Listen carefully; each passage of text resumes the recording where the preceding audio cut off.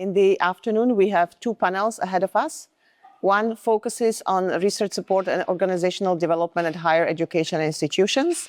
And second is focused on tech innovations and industrial partnerships.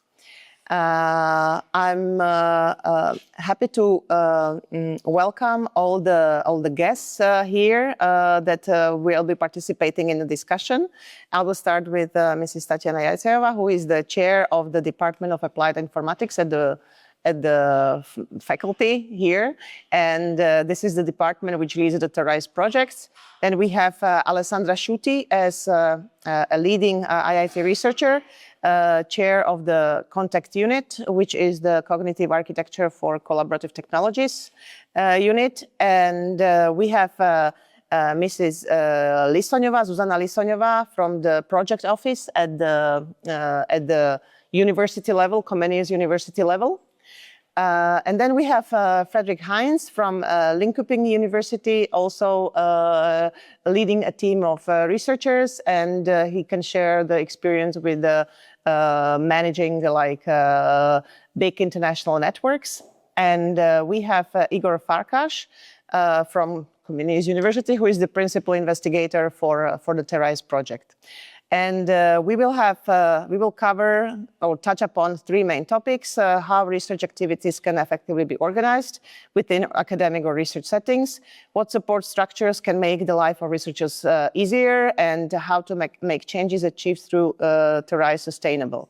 And now I will ask Mrs. Jajcayova to give a short keynote presentation on the lessons learned from the TERAIS and the development of the research organization at the department. So good afternoon. I was asked by the organizers of this panel to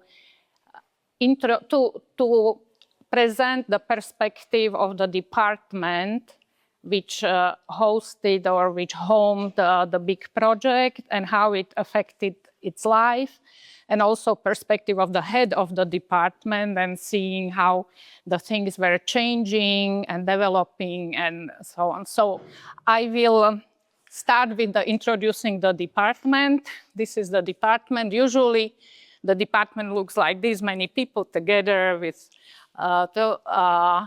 all mixed up students, doctoral students, some children also, and so on. So this picture was taken at our last summer social event at the end of the academic year. So that's the department.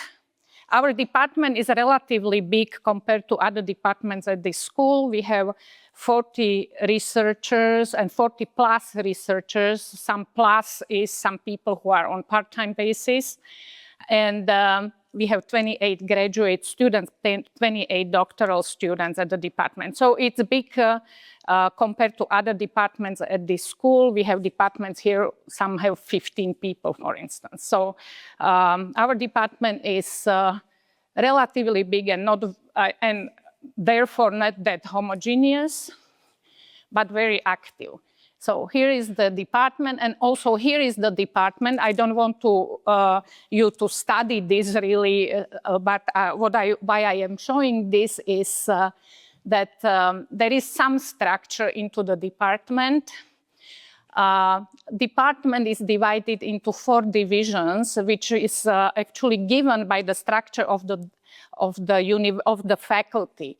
At the faculty, departments are asked to be people are asked to be allocated to different divisions basically based on their research interests. And this is the structure we inherited. And this is structure which is kind of stable, okay? When a new person is hired at the department, the lady at the Human Resources Office asked me to which division this person will go, and this person is assigned to that division and stays there for the rest of their life, okay? All right. So we have 4 different divisions. With each division has its head, department has its head, and this is older picture. But while working at the TERAIS, we realized that the department with such many different functions actually can use 2 vice chairs. So we introduced another vice chair while working at the TERAIS project. You see that we have quite a few doctoral students, and what is new, what was new at the beginning of the TERAIS, it's not new anymore, it's already 3 years. We introduced the division RSU Research Support Unit with 2 people. You know all of them because they are organizing this event. And this was really started because of the TERAIS project, okay? And their goal was to do the administration for the TERAIS project, but also extend the activities to support the research at the department. So let's see how that went, okay? So once we started TERAIS, we were forced and we wanted to ask many interesting questions. So for the structure of the department, we started to really think hard, like what is the structure really? And is it good? And is it effective? And does it work? So, oh, sorry. So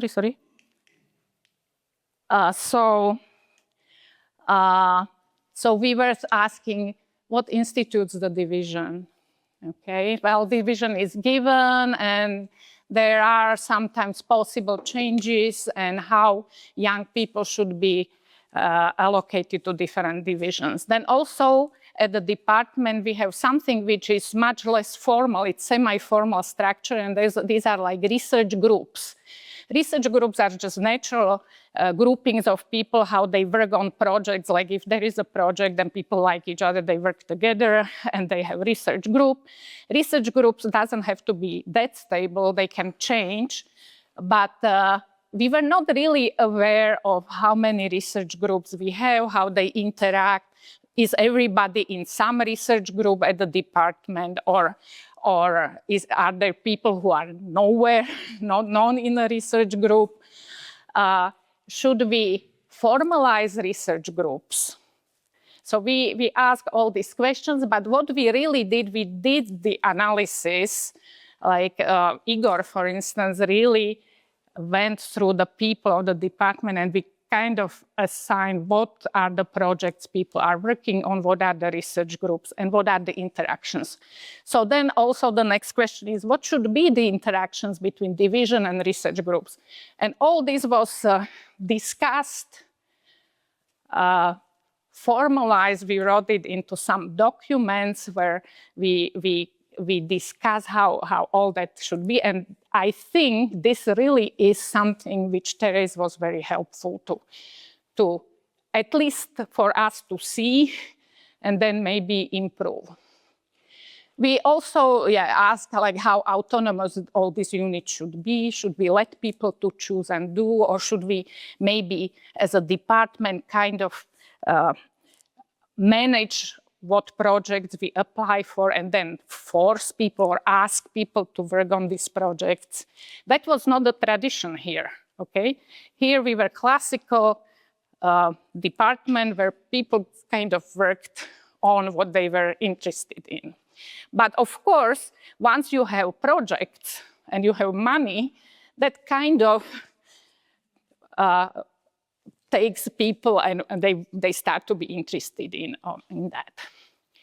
So also there was a question, are we too divided to too many small groups? Okay, so all these some of these questions we look at them, we try to answer some. For some of them we still don't know good answers. Okay, but what we realized really was that we really need to improve communication within the department. Because at the beginning of TERAIS, and I'm grateful for that very much, that we ran several questionnaires and we ran several analyses. What is the situation? And as a result of this analysis was that people at the department were saying they don't exactly know what the other people are doing. They would love to know that. They also wanted to know how they perform compared to other people, okay? And also how they were saying, how should I apply for the grants or for career advancement if I don't know how, if nobody supports me. So we also needed to address this, and we did. We really wrote the document where we wrote the steps, how this should be approached. Also, people were saying, kind of, some older people saying somehow nostalgically, oh, before we were such a good friends and we had social activities. So people kind of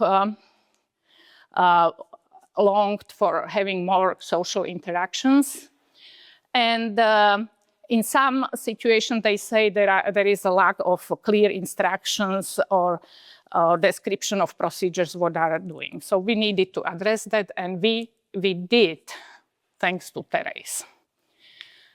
So for communication, one of the achievements we did, and I really am very proud of this one, is we started something called doctoral colloquia.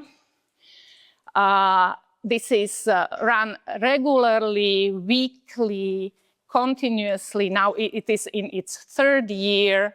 We have a nice archive of talks. We have a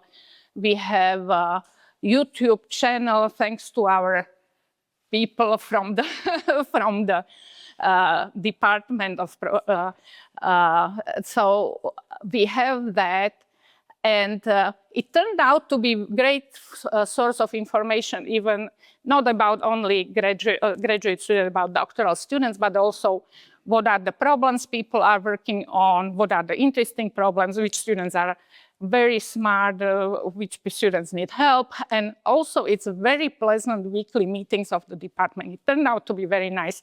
This is run by our colleague, Damas Gruska, who manages this, but I need to thank also all the advisors because they really are supporting this. Then for the communication, we also introduced the colloquial type of presentations. We did it quite recently. For a long time, we kind of felt we needed to do this for the researchers, but didn't know how to do it. So we really started like 4 talks per year. Then we have mentoring both for teaching and research. And we improve much the information, all the documents which were needed, and they are publicly available. And we have also the meetings for the students at the beginning of the year, where they are like introduced to procedures and at the department.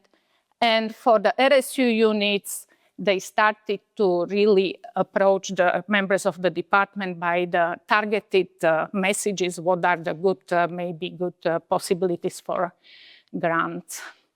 Another thing was that there was no social space. We really missed that. And thanks to TERAIS and cooperation with the department, we now have a new, very recently, very new place. With the communication, we also need to address how we communicate with the offices at the dean's level, at the faculty level, at the rectorate level. So, of course, we needed to cooperate closely with them. Sometimes that was not easy. Many of the procedures were needed to be established, and it was not easy, I tell you, okay? We really hope that this will help for future projects, that some of the things are now established. We started to work more closely with the CPP. We even involved them in TERAIS activities. And at the university levels, We also discussed the things with the rectorate. We would really like to have clearer leadership of what is expected, maybe because the faculty level is missing. I don't know. Okay. So what we need, we would still like to need like short meetings, and I don't know how you do it at your institutions, like short, quick, impromptu meetings to exchange the information.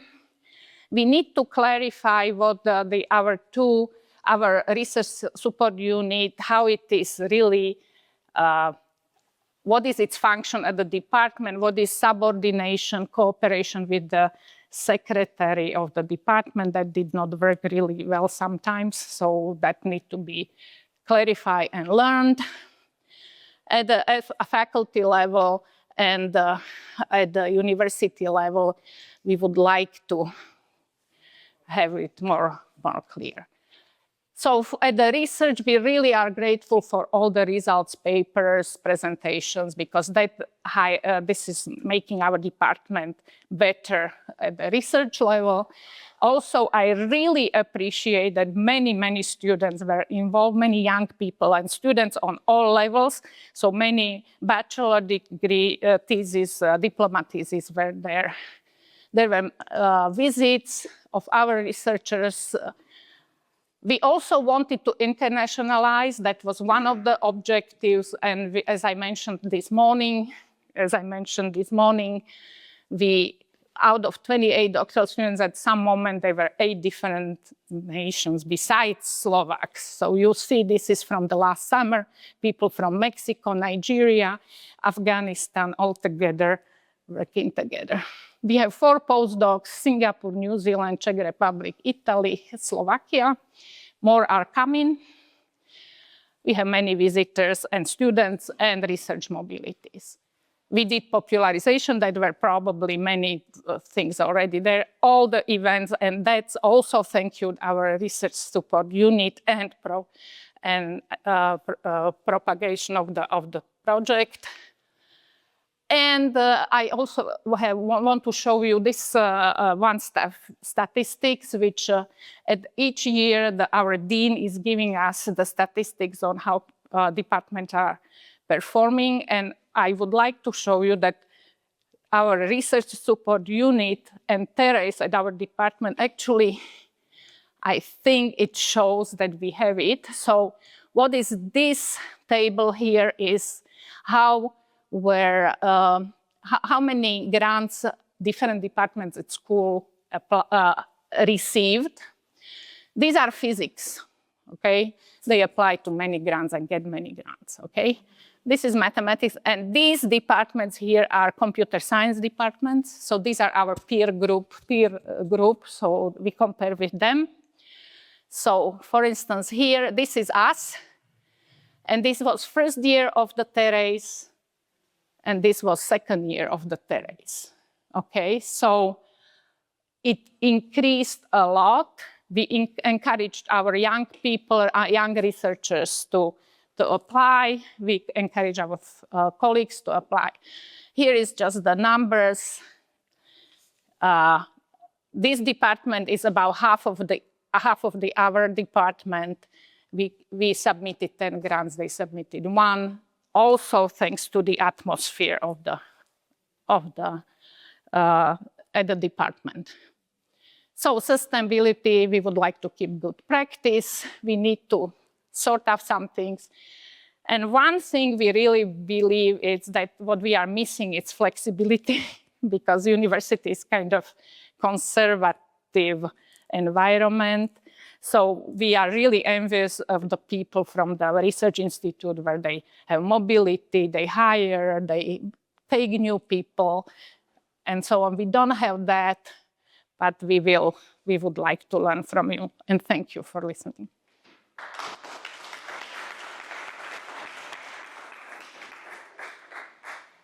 Thank you very much for presenting the journey of transformations at the Department of Applied Informatics. And the discussion now should focus more on how maybe to compare and contrast the practices from Slovakia, Sweden, and Italy in terms of, because all of the panel, the discussion, discussion participants are coming from different cultural, academic, and research settings, and in 3 different countries. And as Tatiana put it, universities are conservative, let's put it nicely, and complex. So the first question would be, maybe we heard an example of a department at a Slovak university, and now my question would be targeted at Fredrik and maybe Alessandra. From your experience, what are the most important elements that you need to have in order to balance the research results, like the excellence, and the people side, and to balance both so that you really are an excellent workplace? So I don't know who wants to start, Fredrik or Alessandra? I may start. Well, in my experience, what really brought a good balance, for instance, within my unit, was the possibility of pursuing together the same goal. So although I have a multidisciplinary kind of a unit, so we have people coming from different backgrounds and so with different knowledge, we all started with shared objectives. And then even if the individual has its own autonomy in pursuing its own side of research, its own methodology, the fact that we are somehow pursuing the same goal really helps in fostering also collaboration. And what I could see through the years is that a lot of effective collaboration came out bottom up. So people that realized that they were interested in some aspects, that they were lacking methods in a domain that they didn't know, and then went on asking to colleagues to collaborate on that, actually bridging different disciplines. And this grew up, and nowadays I really see that there is also a stronger mutual understanding between the different disciplines that are involved, and even the new students that come in are, let's say, naturally leaning in this kind of climate. A thing that helped us a lot was having a frequent weekly lab meeting. Before we were doing very structured lab meeting once a month with long talks. And a few years back, we switched. So we have every Monday a meeting in which one person gives a short overall vision of his own research. And then there is time to active discussion, to share announcement. And I realized that this is a good training for the students to present and be concise, for us to keep track of everything that is going on, and for them to know more about what the others are doing and potentially tip in with their ideas. Okay, maybe just a question. You say frequent lab meetings, is it weekly, on a weekly basis, and how long? So actually it's usually 1 hour, not longer than that. But another thing, we have a coffee machine. And if... See? No, that's an important point. If I can't say that having the coffee machine is what allows multidisciplinary research, as it was believed in the past, so that's not enough.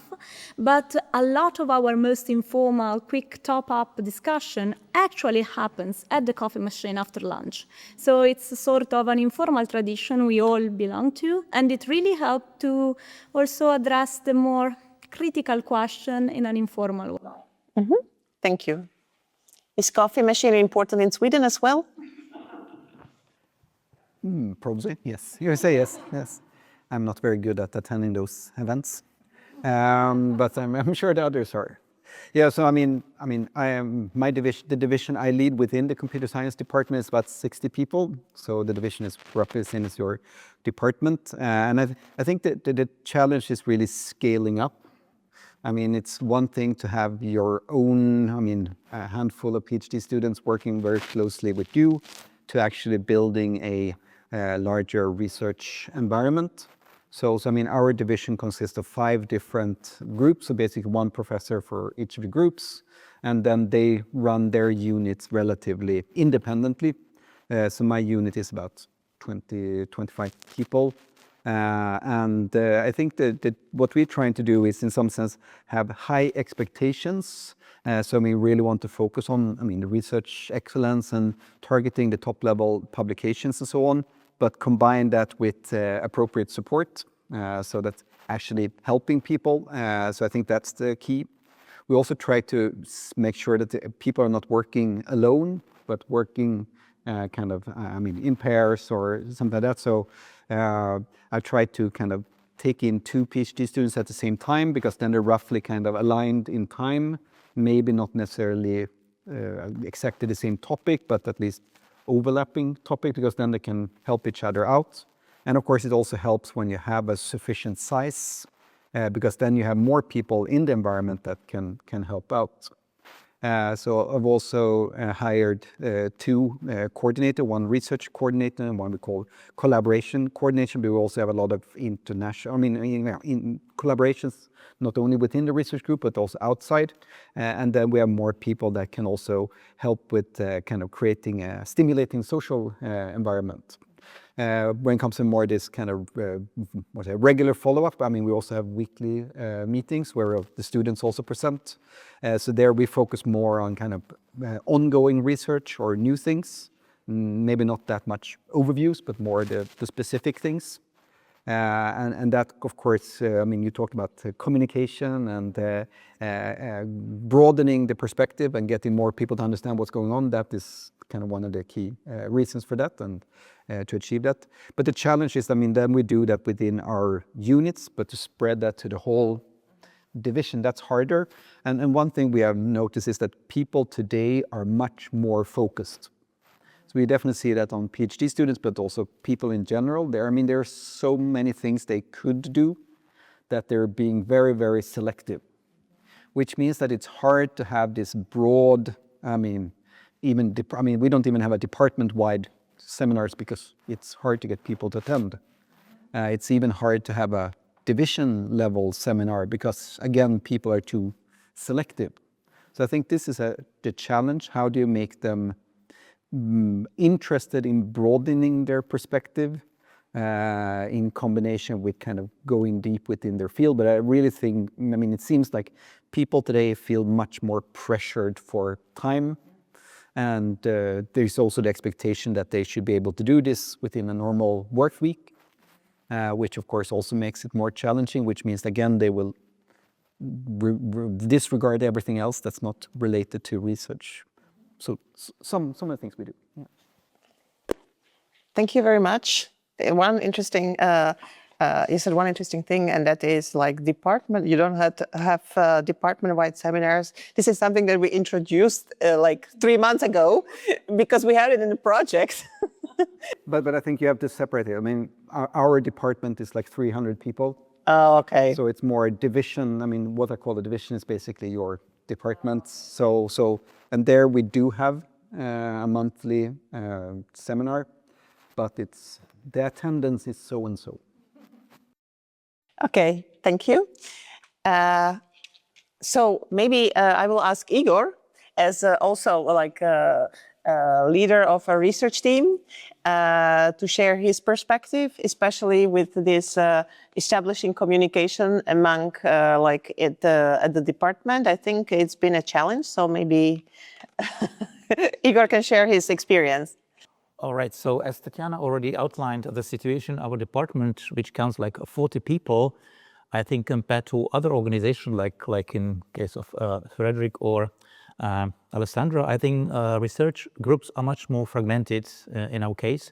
Technically, we define a research group as one senior, at least one senior, and 1 or 2 PhD researchers. So it's PhD students. So it means a very minimal criteria, and I don't think this is very ideal to have so much democracy, but this is something that has been inherited in the past. So I think now the goal would be to sort of try to identify natural leaders and people who would motivate others such that we would join forces together. I think there are grounds for that because, for instance, today's topic is about how to connect robotics, vision, AI and reasoning, we have groups, specialists for that. So there's good possibilities to take advantage of that, because I think then there will become more synergetic effects in terms of more joint publications within the department.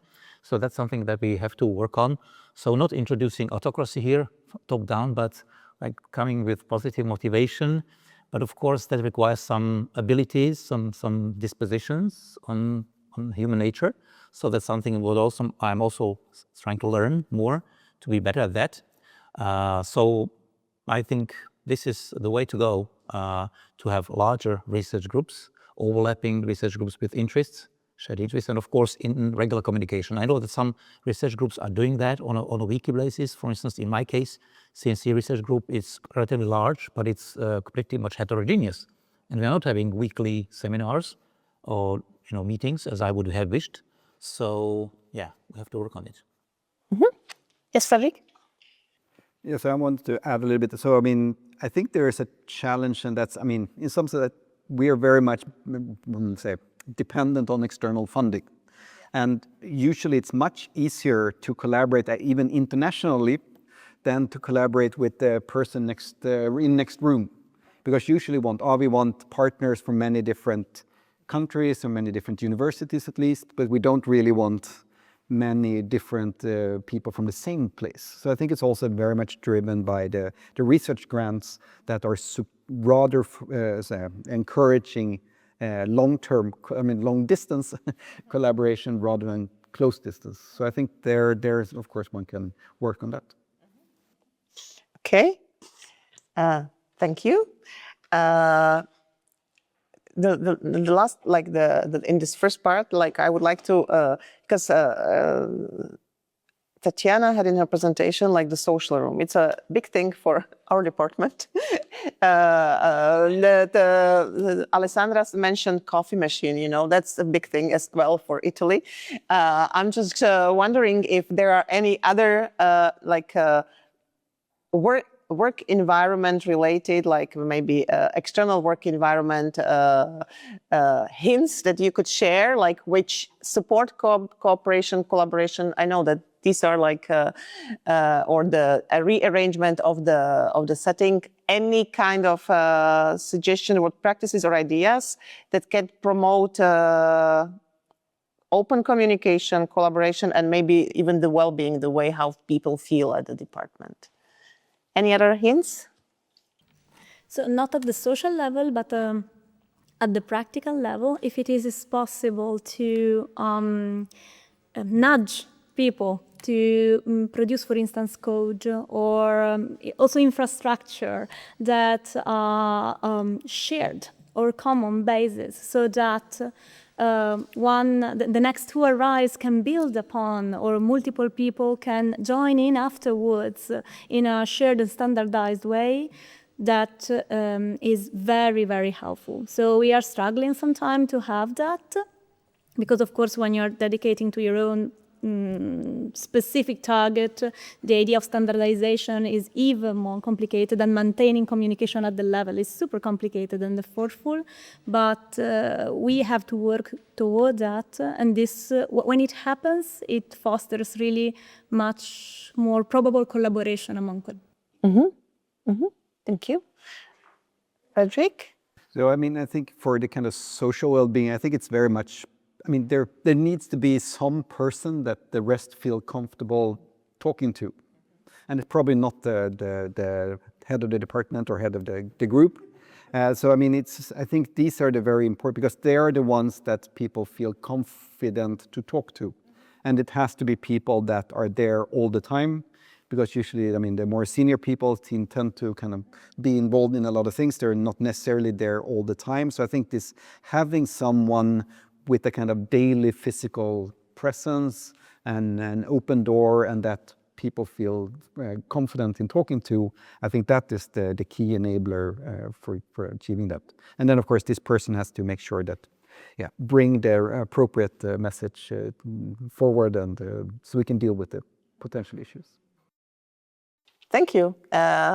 Anybody else? Tatiana or Igor, would you like to add something? We mentioned social something. Well, we're proud of our kitchenette, of course. It's something that's meant to be an enabling space for regular daily conversations. People can prepare a meal there or have coffee or whatever, and there is certain capacity enabling up to 10 people to get there. So I already noticed that it's started being used, so I believe it will be the trend. Okay. An additional element which is important for research is funding, of course, and support needed in that area. So from your experience, what do you think is important, what are the important factors that for the researchers to be effective in fundraising, getting funds for the research activities, especially in the universities where these are complex institutions. I don't know how the support, I know a little bit about IIT, how it is structured. It's more centralized now. I don't know how it is in Sweden, but like in our context, we have 3 levels: university, faculty, and the department. And now we are trying to find out, that's what Tatiana was presenting, that we are trying to find out how to collaborate, how to develop synergies. So maybe if you could comment on that. Yes, I mean, I would say our structure is very similar to yours. We also have university, faculty, and department. So actually there is a grants office at the university level. So for example, when we coordinate large EU projects, then we get support from them, but they don't support if you do more like a national kind of just smaller individual grants. So, but if you do the large international grants, then they help you. And for example, for the Taylor project, we also had a project manager that was hired by the grants office and then was within the project for me. But now I have so many projects and so on, so actually I've hired my own research coordinator for my group. And the point there is that then you have a single person to kind of have a detailed into these different projects. Because I think that, to be successful, you basically need to know what these different funding agencies expect. It's very much about experience. You need to learn for each individual grant agency and maybe even grant type what you need to do for that. And you need these people that have done it before. And therefore, it's very good to have one person that can take charge of that and lead the kind of grant preparation phases. And then, of course, the researchers need to do the work afterwards. But I think that helps a lot. Okay, thank you.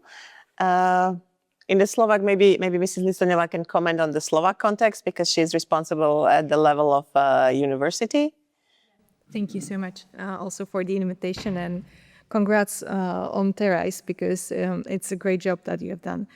Well, actually, coming from the central level and being mentioned a couple of times, yeah, it's quite challenging. I mean, we have 13 faculties and I'm responsible for processes. And that's why we are a bit rigid, a bit demanding. And I think colleagues from other countries also will say that if you have this kind of model, there is a naturally love and hate relationship between the central and the faculty level. That's my experience also from other projects as well. But yes, after so many years working at the faculty level, even at the department level, I started the same way. And at the central level, it seems natural to me to have a certain flexibility that, yes, we allow faculties to hire their own managers if they want and try to incorporate them. But we still need to foster the level between the central and the faculty with the project offices, because it took me quite some time to nourish that network. And at the moment, I can see added value of this community of shared practice that we already created, because it helps a lot for, people being more brave to try to apply for projects, because there is some network behind. And if we don't know, we know whom else to ask within the system. And that's important for the big universities that is decentralized. So this is something, but we still lack capacities. It's really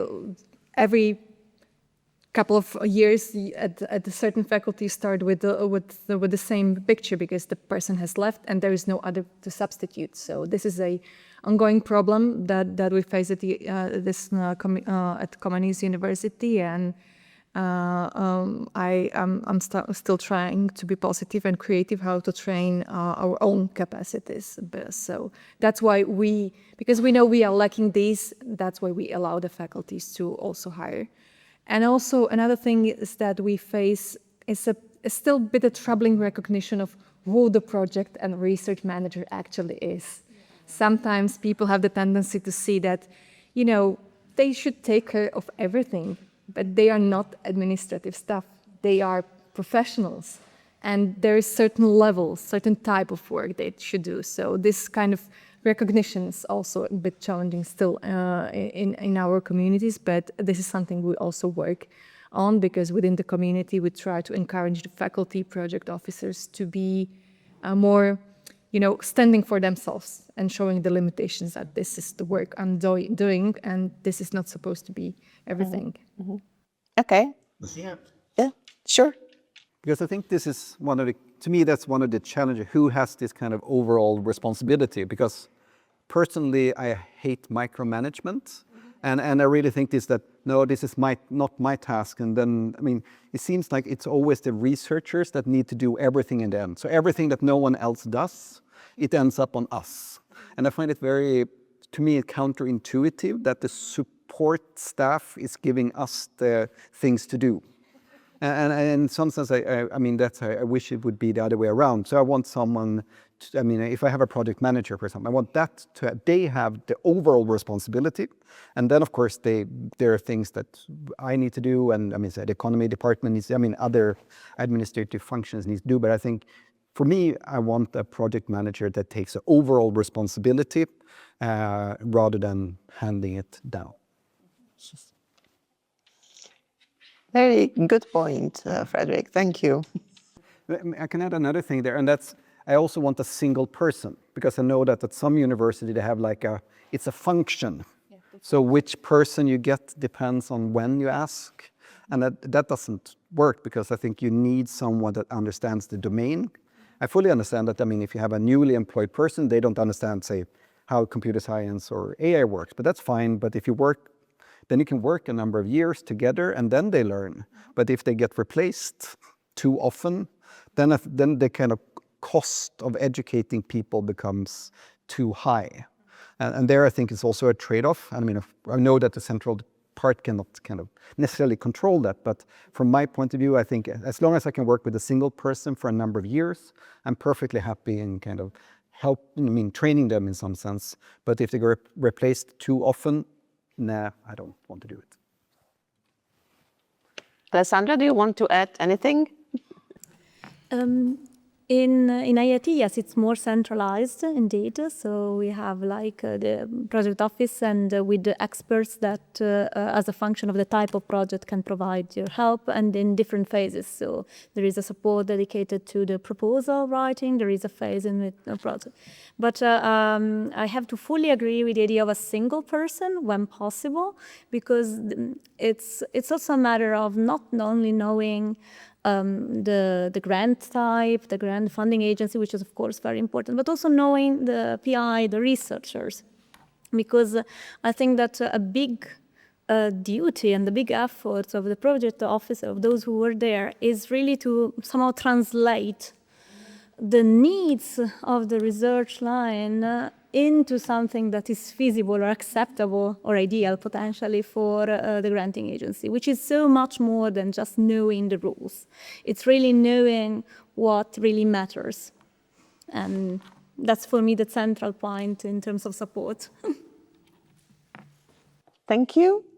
And maybe just one question for Fredrik. I know that you had a project with 54 partners. We have 3 only, in this project. There is our Comenius and then 2 other, and it's been a challenge. So how do you manage 54 partners? Just a quick hint. Have a good project manager. No, but actually, you need someone to really be able to spend that time. But I think it's all about, I mean, it's also choosing good partners, because, I mean, if you have people that you enjoy working with and that enjoy working with each other, then things become much easier. You also need, I mean, a bit of structure, but also a bit of flexibility. So in some sense, it's very difficult to kind of force everyone. But I mean, for example, when we wrote the grant agreement, when you have 54 legal departments trying to agree on something, then you cannot be flexible. So I mean, I think that's a typical place where, no, you cannot be flexible then. And I mean, then we had our legal department at the university basically dealing with that process. But of course, in other parts, it's the other way around, that you need to be more flexible.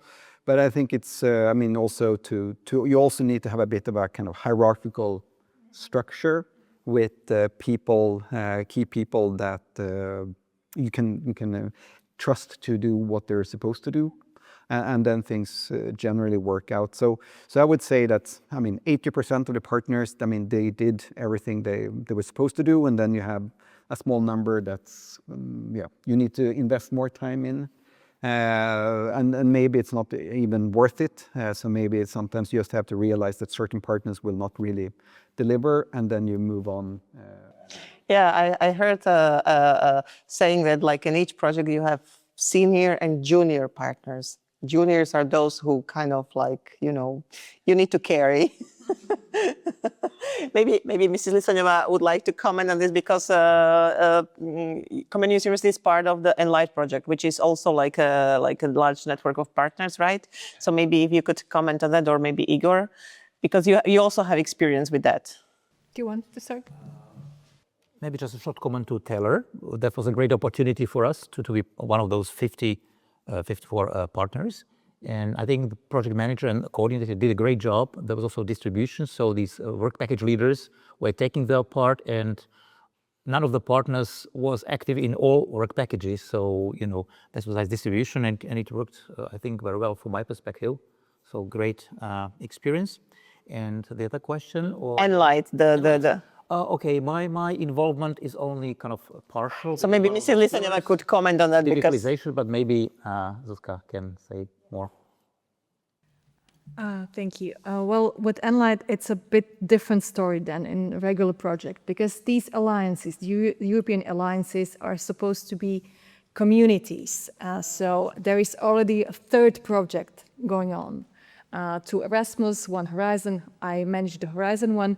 So we are building something different than the regular project or cooperation that you can keep on for many years. But here we are also talking about joint degrees, about digital campus. So really going somewhere beyond the actual legal entity of one university. We are even talking about establishing a new legal entity on behalf of the alliance. So, and yes, so with 10 partners, it's a life as such going on by itself, because we started as 9, then the others joined, and you kind of, you know, with each new partner, you start to repeat the things that you already managed, and it's a process. But sometimes it's nice on our meetings, we say that we are already family, because we can gossip about each other.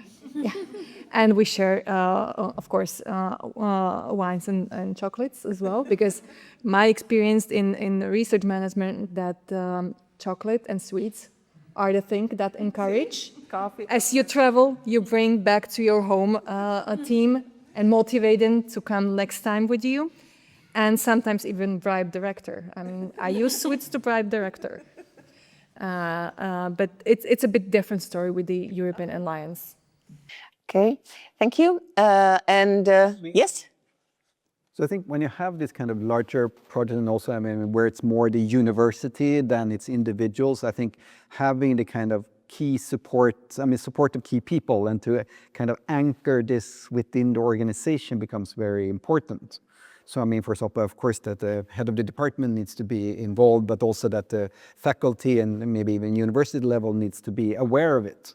Because, I mean, usually it's like, it's kind of problematic for them if they are not aware of it, and then they get questions about something that they had never heard about. So, I mean, you talk about communication. I think this is also, I mean, you need to communicate so that the people within the overall organizations know what's going on, then they're usually much more supportive and happy. Thank you. And we are approaching like the last phase of the TERAIS project. And maybe this is the question for Igor and Tatiana. In terms of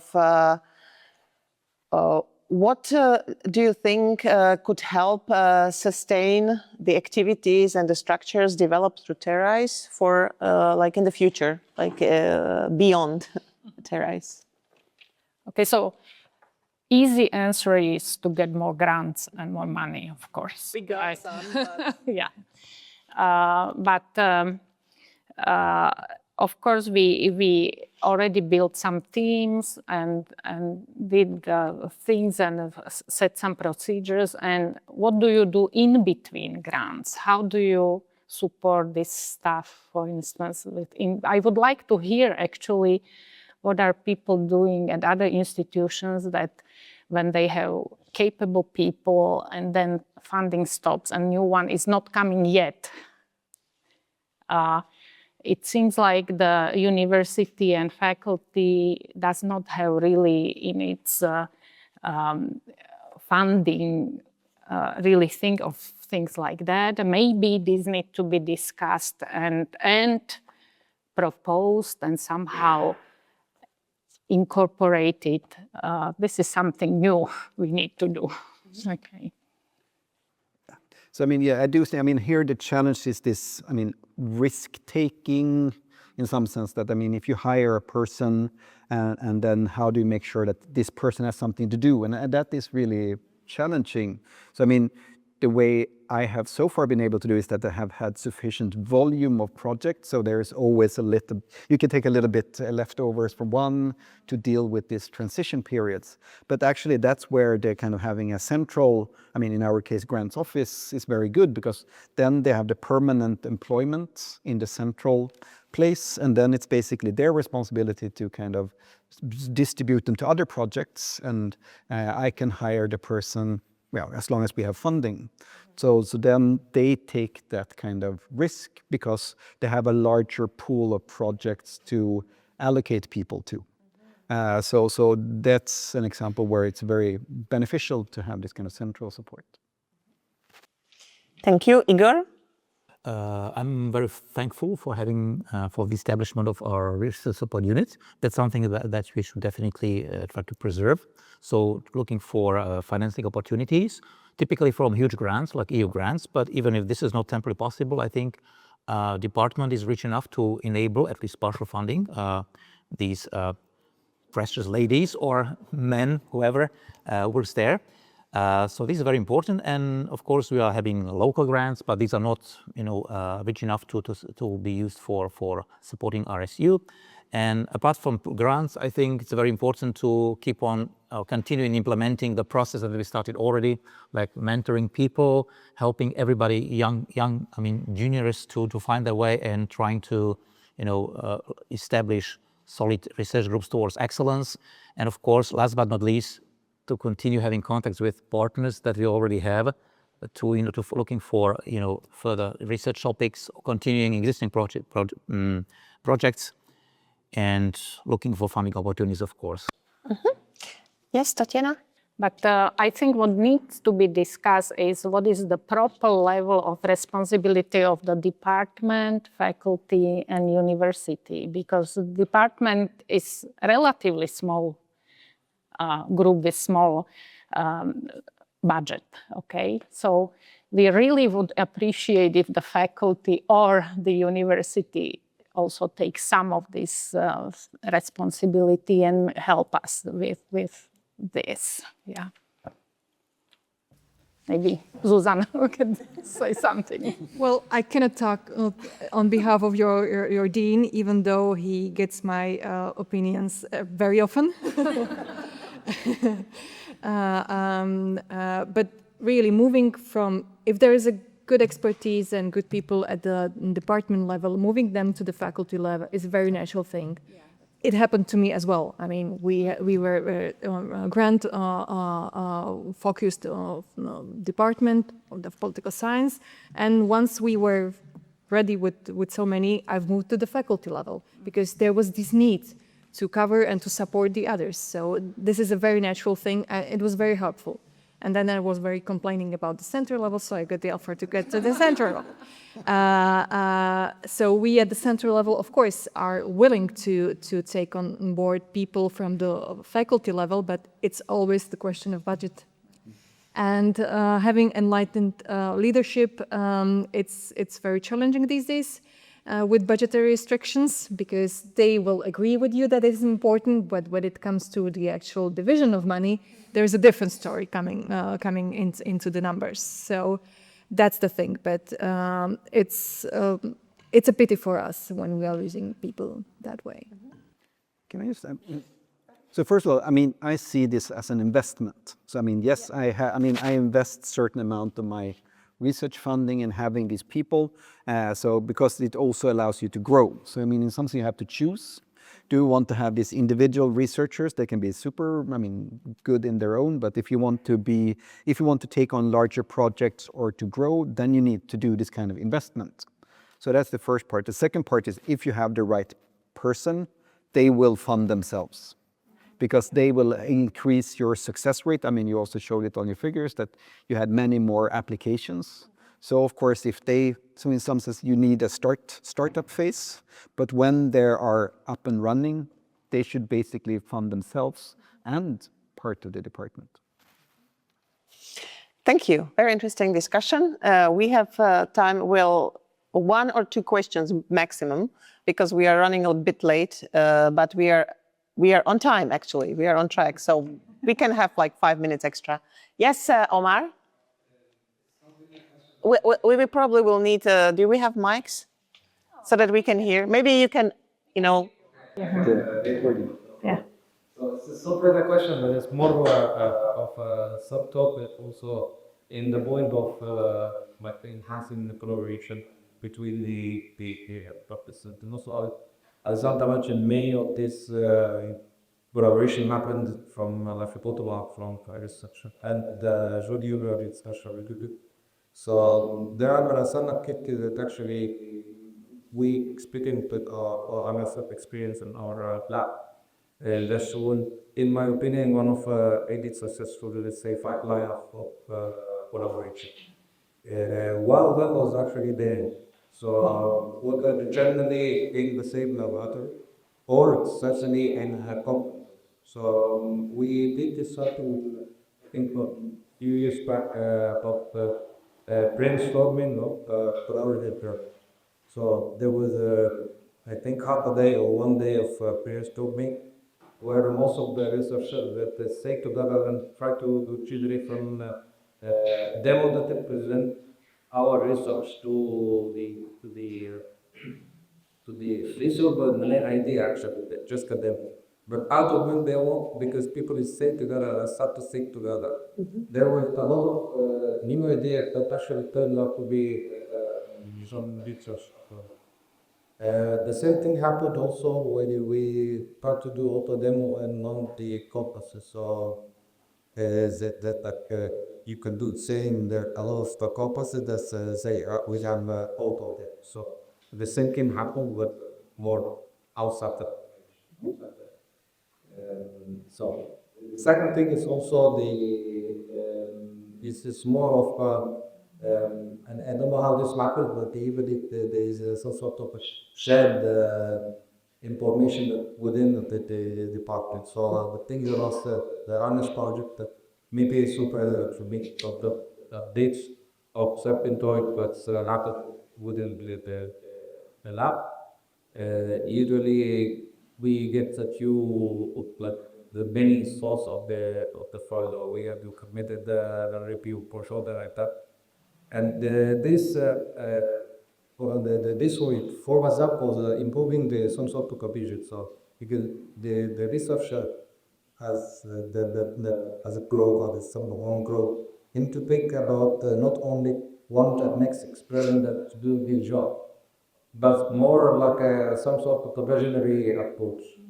And out of this, we sometimes some of us had some idea, and then He said, okay, I will present these ideas to the lab, to press or to the lab to me. And this does not also be having let's say, internal collaboration with the big group. So from top down, there was some sort of activities that promote the thinking on some sort of a vision for the individuals, and this improved encourage the individuals to actually start to share this idea with others to make it more live. Yeah, so these two things were kind of. Thank you, because these are the very particular examples of the bottom-up approach which Alessandra mentioned. I don't know, thank you. So I don't know if anybody has a comment or yes. Yes? From the very nice discussion, I heard that the academics have very similar challenges when facing their organization building achievements in commercial, and I would like to like what are the problematic differences in organization building in the academics world, and for example, for company that has practical research, toward application, applied application research, directly selling, for example, Okay, so what is it? Is a question because I didn't catch the question in. More like a statement. No parallels. What's this? Oh, what's the difference? Okay. In private and the public. Oh, okay. So, University. If I may have a first reaction, it's the time. At the universities, everything takes time because we are a public body. So we are required and obliged to go according to law. And on often occasions, the law doesn't say anything about your specific situation. So then it's really about if you are willing to take a risk and create your own rules in the limits of law, or if not. And the companies are not obliged by these, structures that we as a public institutions face. That's one of the things. And then it's the question of leadership. And I don't want to go into details on that. leadership. So I don't want to go into more details. Thank you. Yes, Fredrik?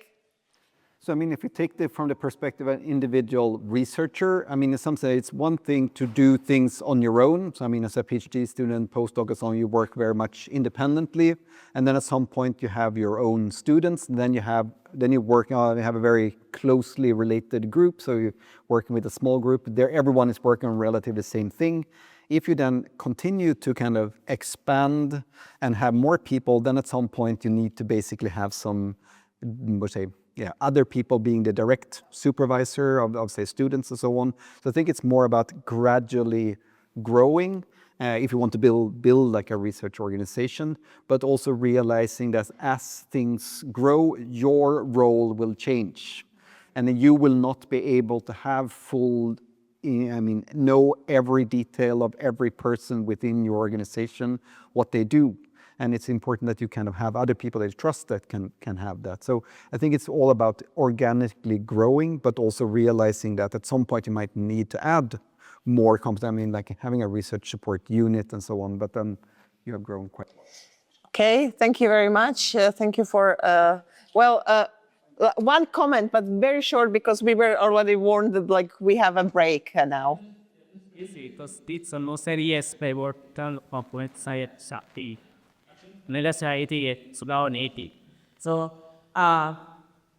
in terms of research management, it's like a similarity between academia and the kind of private company. Of the academia, as you say, it's like it's the idea that these public officers is like I have to be carried away, right? But it's so big that I think the knowledge is about export. I know the commission the micro that.